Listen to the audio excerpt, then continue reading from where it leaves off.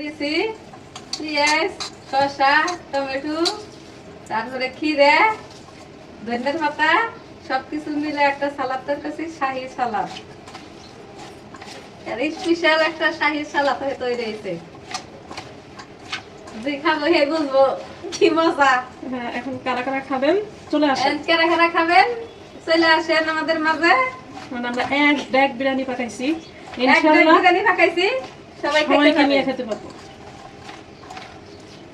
সবাইকে নিয়ে খাওয়া যাবো। এক পাতিল দেখ বিরিয়ানি, অল্প বিরিয়ানি না, 2-3 ডালা মুরগিদের বিরিয়ানি পাকাইছি।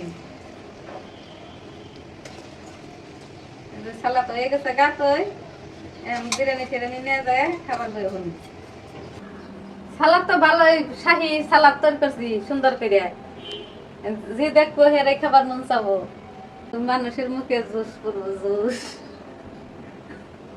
আগাম দেখা।